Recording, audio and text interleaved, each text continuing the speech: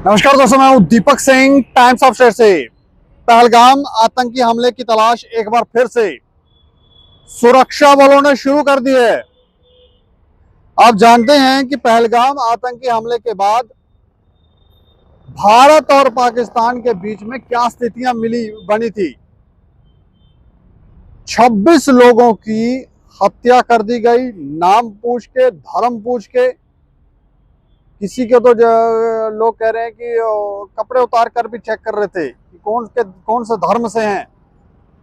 नरसंहार किया गया, जिसका जवाब भारतीय सेना ने दिया, और ऐसा दिया कि शायद पाकिस्तान अब याद रखेगा। लेकिन जैसे ही सीज फायर हुआ है, तो उसके बाद अब वापस से पहलगाम आतंकी हमलों के जो उस घटना को अंजाम देने वाले आतंकवादी थे, उनकी तलाश वापस शुरू हो गई है।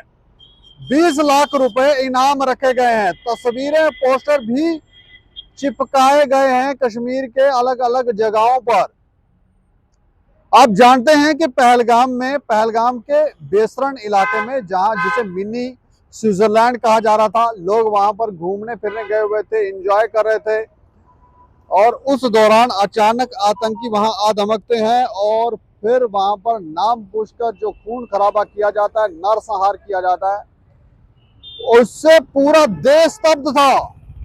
और एक ही मांग थी कि इनके घर में घुस के मारो, ऐसे मारो कि इनको याद रहे, इनको नानी याद आए।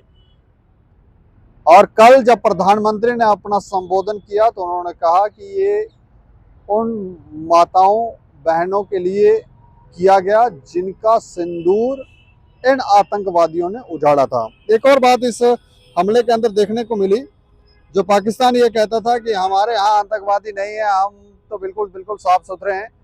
लेकिन जब आतंकवादियों के ऊपर हमारी सेना ने प्रहार किया, तो ये लोग युद्ध पर आ गए। तो साफ झलकता है कि आतंकवाद को पालने पोसने वाले ही यही हैं, और जिन्हें हम लोग आतंकवादी कह रहे हैं, ये उनको मुजाहिदीन, या ये कह रहे हैं कि ये हमारे सोल्जर हैं, उनको पाकिस्तान के झंडे में लपेट कर उनको श्रद्धांजलि दी जा रही थी। तो काफी कुछ एक्सपोज हुआ है, लेकिन क्या कुछ जानकारी है वो मैं आपको बता देता हूँ। 22 अप्रैल को कश्मीर के पहलगाम के बेसरण घाटी में जो हमला हुआ, उसमें नरसंहार हुआ, जिसमें 26 लोगों की जान चली गई, एक नेपाली नागरिक भी था। उन हमलावरों की तलाश जारी की गई, पोस्टर लगाए गए हैं, और 20 लाख रुपए का इनाम रखा गया है। जो लोग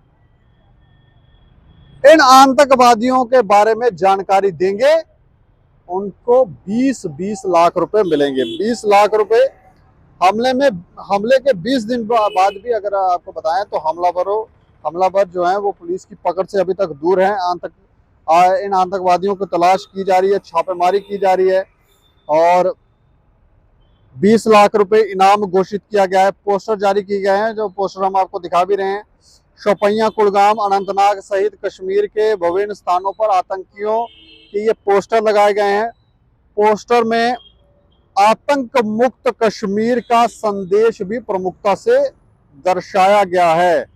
जांच एजेंसियों ने हमले से जुड़े कई ओवरग्राउंड वर्करों को भी हिरासत में लिया, पूछताछ कर रहे हैं, सुराग जुटाने की कोशिश कर रहे हैं। और 6 और 7 मई की रात को भारतीय सेना ने पाकिस्तान के पीओके में गुलाम कश्मीर में आतंकी ठिकानों पर हमला किया, जिसमें 100 आतंकवादियों के मारे जाने की खबर है। रक्षा मंत्री ने इसकी पुष्टि की थी और कहा था कि हमने प्रतिशोध लिया है।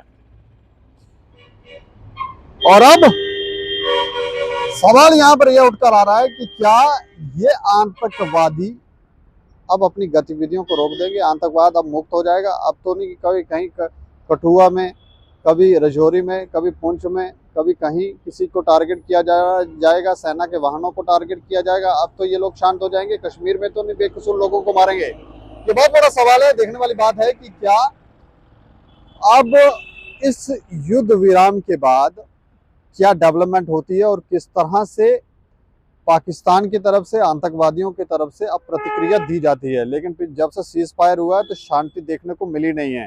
कभी ड्रोन हवा में उड़ रहे हैं, तो कभी कहीं उड़ रहे हैं। तो 20 लाख रुपए इनाम रखे गए हैं।